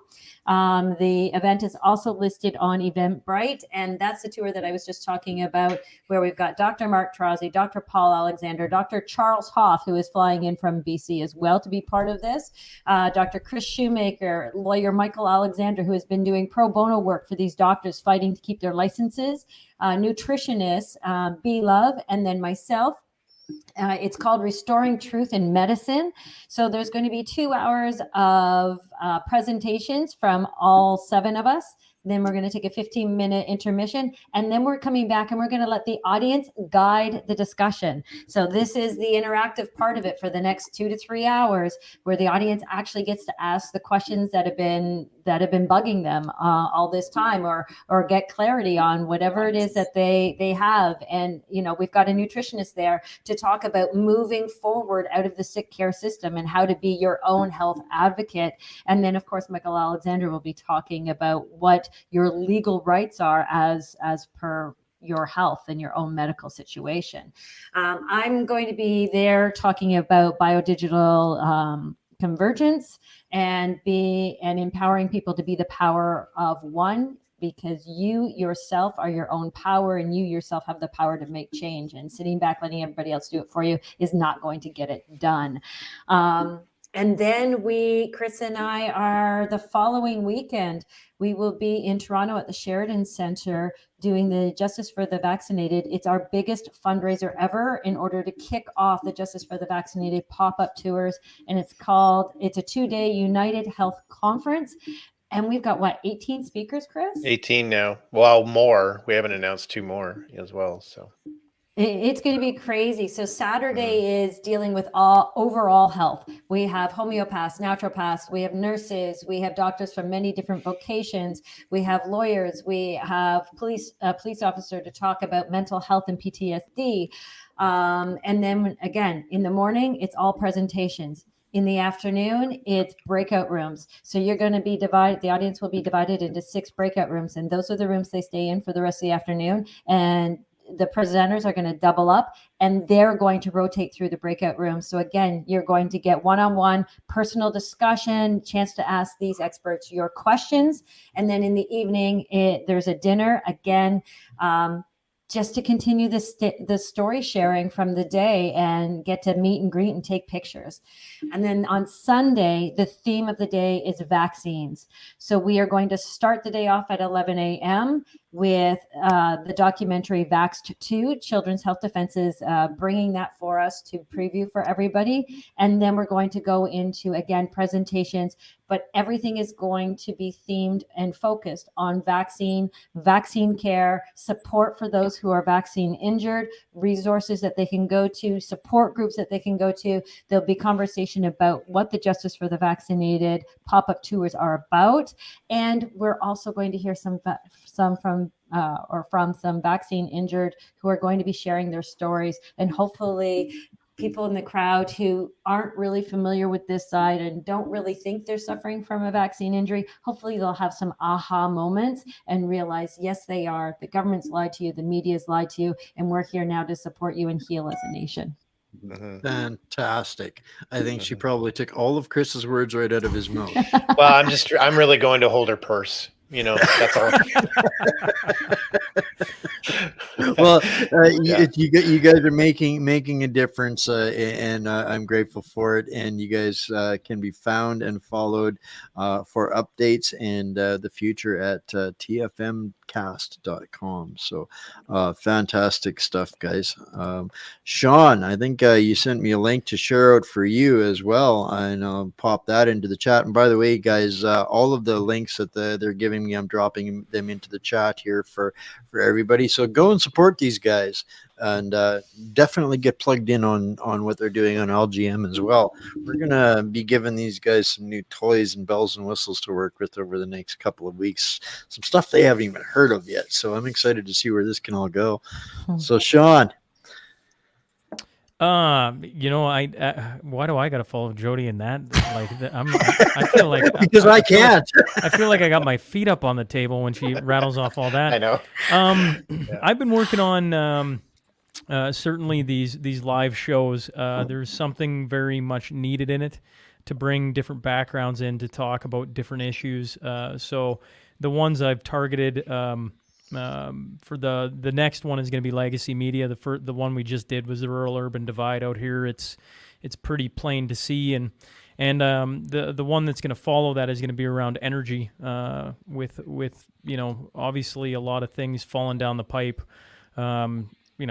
just transition, and I don't know how much everybody knows all about what we're trying to do to the oil and gas sector. So. To me, those are some issues that have been hitting home with me, and certainly trying to get some people in to talk about it and give the audience something they can enjoy. As far as the podcast goes, I'm about as all over the map as a man can be. I went from doing 1 to, the first 4 weeks of January 2023, I'm doing 5. So I don't know why. But I just, I thought I'd come out of the gates going, and that's what it seems to be. So coming up, you got Bruce Party on talking about what's going on with Jordan Peterson and some of the issues there. And you just had Danielle Smith on. I had Danielle Smith on last Monday, which was really surreal because she'd been on the podcast multiple times. She'd been to the first ever SMP Presents.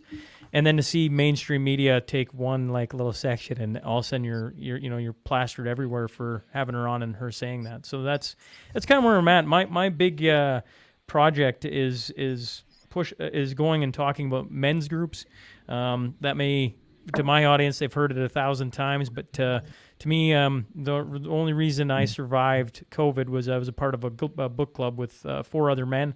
Talk about it a lot, and I think it's an idea that every I can't. Sorry, Jody. I don't know what women need. I know what I know what I needed, and I know what a lot of men could benefit from having a group of men to meet once a week and talk about some things that are going on in the world. Because I mean, in order to be able to articulate your thoughts and different things like that, you got to go into an area and have it out, so to speak, so you can kind of get to the point where you're starting to understand where we're at. Because, I mean, week by week, the world just, instead of slowing down, it's picking up. So I hope that kind of gives a general a thought process on where I'm at. And I appreciate, Wayne, you having me on. I have to go speak, so I'm going to hop off. But very nice meeting you all. Paul, we barely even got to say hello, but we're going to regardless, do this again. There's going to be lots of times. This a monthly gathering type of thing between the community on this platform. I think that there's a unique opportunity to break, to shatter silos and echo chambers with what we're doing, and the evidence is showing in the numbers already. And I do want to say before you get out of here, thank you for saving me to come to speak at one of your events until it's meme night, because these serious, real subjects that you're bringing to your live show events, I am not worthy. So thank you for holding off until you know what? I just want to say this. I just want to say this once on here for everybody. I'll blow Wayne's tires up just a smidge. When it comes to finding my way through COVID, I drug my feet for a very long time. And then I started interviewing just like the tip of the iceberg. And then I found this What's Up Canada. And I went through your roster list and listened to it all. And I basically followed your playbook. I literally just started interviewing the exact same people you had so that I could find out if Wayne was a kook or if Wayne was literally what I was slowly becoming, you know, like where you interview somebody and you're like, oh, man, okay, well, I'm going on to the next one. And you have the utmost respect from me, sir, for where you went with that, because there was nothing like extreme about what you did. It was just literally talking to people that had backgrounds that were just trying to get their voice heard. And I followed that playbook. So to have you at one of my shows will be an absolute honor, and I think the audience will enjoy it. Well, you're embarrassing me here. Well, Sean. I'm glad I can do it once, eh? Very nice meeting you all. I have to drive across town now, and knowing me, I'll walk in a couple minutes late and have a couple eyeballs stare at me. But either way, very nice meeting you all. Yeah, that's awesome. Have a good drive. That was super cool. Chuck, might as well roll with you, and we'll give a little bit of buffer and give Chris a minute or two to come up with something that doesn't taste like Jody's water. Hi, I'm Chuck. I'm a writer. I do the Monday show last week today with Wayne Peters. I also spent 20 years in technology sales. I spent about 15 years writing about technology. And Chris, you inspired me last week. I also built a lot of conferences for a lot of conference companies, about 25 of them mostly in the 2010s, science, technology conferences. And I collected a list together of about 20 media conferences going on, or conferences with media components, South by Southwest, the Online News Association, Anarchapulco, things like that. And I'm trying to build out a model that drives money through sponsorship, people who want to meet the poor journalists. And that's what I'm working on right now. For my own personal writing, I'm also working on a short form documentary about 35 minutes on something called the Canadian Science Policy Conference. The 18th iteration of it occurred in November 2022. They focused primarily dozens of breakout sessions, hundreds of people all talking. How can we get the people to take science more seriously? And my problem with that is that they refuse to talk about peer review. They refuse to talk about open data. They refuse to talk about independent validation of results. Instead, they talked about social media. Instead, they talked about wearing suits and ties and looking more authoritative. And my concern with the Canadian Science Policy Conference is that I helped contribute to the organization, and I spoke at the first and the second one way back in the in the early 2000s. So I think I can bring a pretty good focus to that. And those are the three things I'm working on right now. Like I said, I mostly hang with Wayne. Well, the hanging with Wayne part started at his invitation, and every Sunday night, Chuck holds a little bit of an informal gets together with the lost wayward anti-propagandists like us, and we get together, and that was kind of my book club over the first part of the Covianism implementation. So Chuck does more than he may give himself credit for too, and I think that's kind of a bit of a hardwired part of all of our personalities, or we wouldn't be good at what we do. So awesome. Chris, you got something fresh drummed up, and no, not an election campaign either. Yeah, no, nothing like that. No, we're the same boat. We're just I'm plugging away. I do all the marketing for the Do No Harm tour and the Justice for the Vaccinated tour, and I do marketing for a lot of other people. So that's kind of my thing, high level communication strategy. So that kind of keeps me at the desk. It doesn't keep me running around, although I'm really enjoying getting out there and doing stuff. And we had it out with a security guard the other day, not fisties, but and then I did a live. I went to Vancouver and did a live, and I'm kind of tasting Jody's world, so I'm liking that a lot more these days. But yeah, usually I'm just plugging away at the desk and pumping out promotional materials and trying to come up with strategies to talk to the other side. One of the things that we're really proud of, we're launching this this little handout card that shows it connects the dots to their injuries to the vaccine, and that we're finding that people aren't doing that. So it's just a little business card that says, are you suffering from any of these symptoms? And there's a good chance that it's one of the things. So it's a campaign to get people to connect those dots. So I just sit in my computer and I think about how can we find new ways to talk to people about this thing. So right? awesome.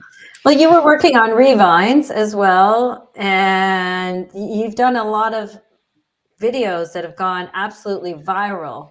He's the face behind all these videos. He likes to do this and stay anonymous, but he's like the creative genius behind a lot of things.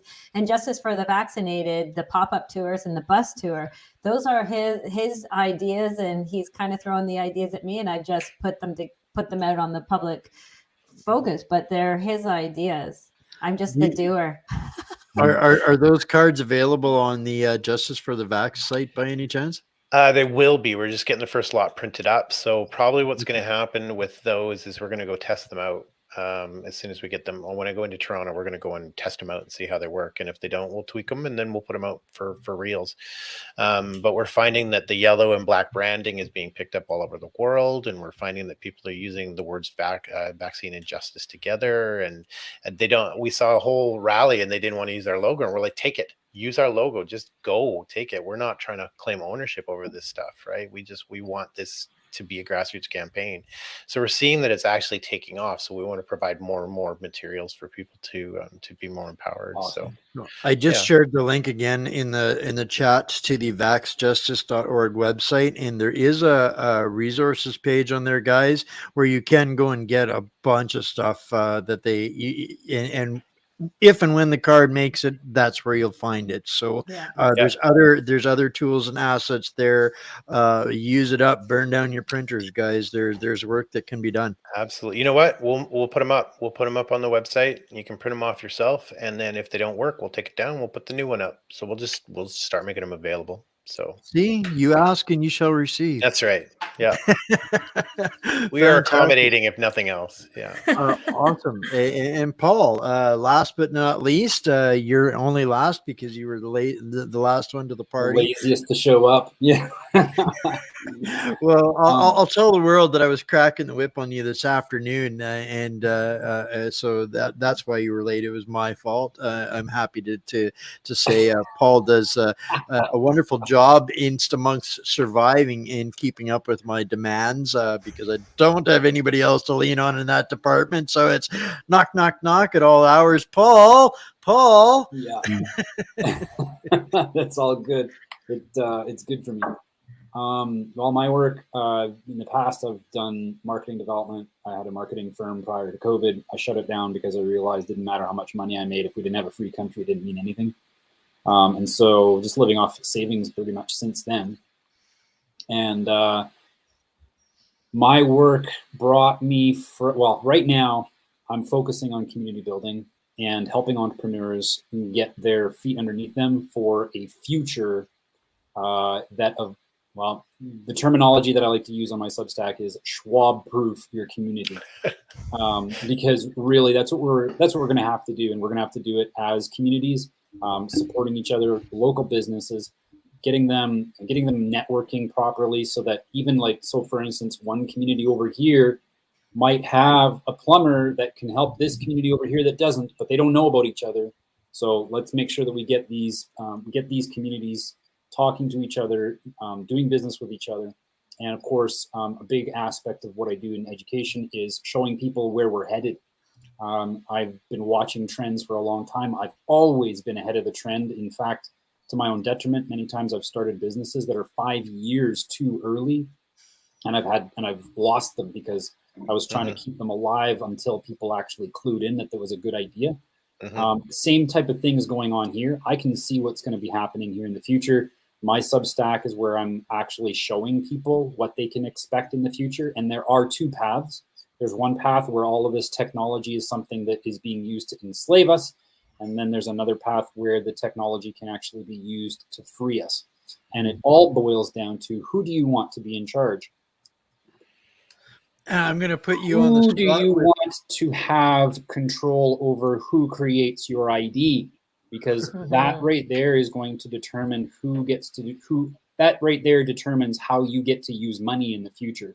Yeah. So I'm working with a team of people. We've got pretty much everything that any community would ever need to free themselves and to remove themselves from the jurisdiction of government, to be more self-governing. We have everything on hand. And now it's nice because even today, I got 2 messages from communities that I went and toured in 2021. My wife and I, we just toured all of Western Canada. We probably put about 50, 60,000 clicks on our car. And yeah, we're here to help these communities get set up. And now finally what we're seeing is communities are reaching out and saying, help us piece this all together. So it's happening. It's happening.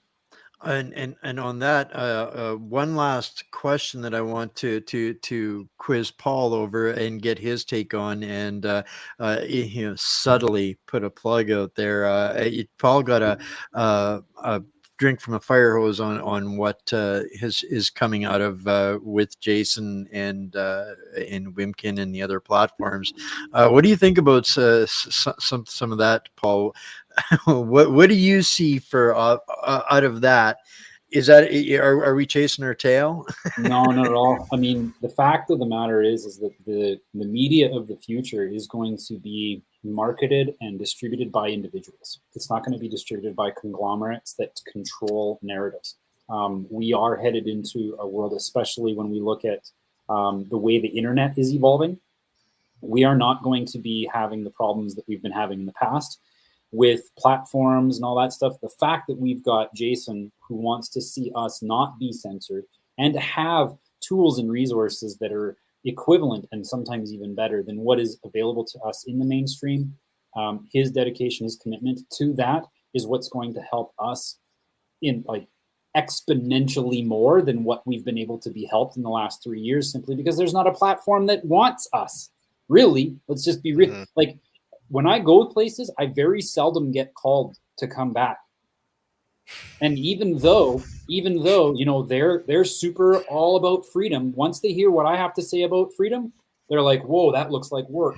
And they don't call me back. But the people that are the closest to saying, what can I do? They're desperately looking for some place to go where they know that things are going to be okay, where they're not going to be given the information that even the alternative media is saying, which is things are bad. They want to hear about the things that are going on that are good. and that's what gets them to get off their couch and stop watching 2 hours of Rob Malone. So, yeah. Anyways, I'm not going further than that. It's a good thing. As you can tell, I get a little spicy, and yes, I have 2 Twitters, because I've got one where I get spicy and salty and angry, and then I've got one that's actually good news. So I get my angst out on the one account, but then I'm good everywhere else. Well, I want to say thank you guys all. This has been such a pleasure. There's so many diverse voices and thoughts and inputs and ideas and concepts and stories. This has been a real joy. So I hope you guys out there that are watching this today, tomorrow, wherever you catch this from, I hope you guys get as much out of this and getting to know the people behind the scenes that are working together, doing the hard stuff, and the going through the struggles to come together to do something special. And I am really proud of where we're going and seeing that developing. And I couldn't be more excited about what is in store for all of us and all of the people that have joined us here tonight. So thank you so much for giving some of your most precious commodity to our community here this evening. And Chris and Jody are probably going to be sick of me after this. 2 nights in a row hanging out with Wayne. That's Never. Wayne. No, 2 hours flew by that today. Yeah. Right. It did. This feels It like did. an hour show. So I guess it's 3 hours hanging out with Wayne in the last 2 days. That's a lot even for Wayne to hang out with himself. So you guys are warriors. I'll give you that.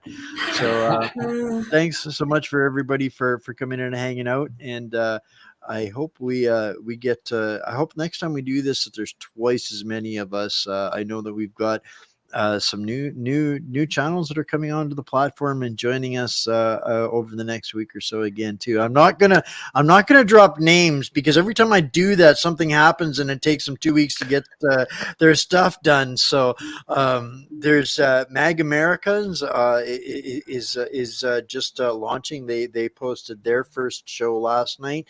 They're a community group out of Pittsburgh or out of Pennsylvania, and they are kind of boots on the ground activists doing the similar stuff to what we're doing. Their guest yesterday was a lady that has been going and visiting all of the January 6th people that are in jail, and she's being the go-between for the communities and the people outside that are trying to get messages to the people that are locked up on January 6th.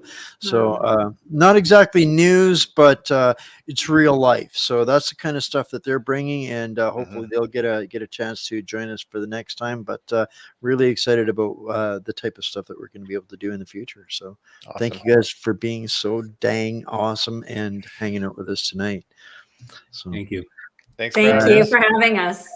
all right, have a great one, guys, and go have a wonderful evening from here on out. Thanks, man. Thank you. Bye, guys. Bye-bye. All right. Well, what's up, Canada? That was a mouthful or a drink from the fire hose again. I hope you guys got, like I said, as much joy out of that as I did. And I look forward to doing a whole lot more of this stuff coming up in the very near future. And that's a wrap for tonight. Stay Canadian, stay strong, and we'll make Canada Canada again. Bye for now.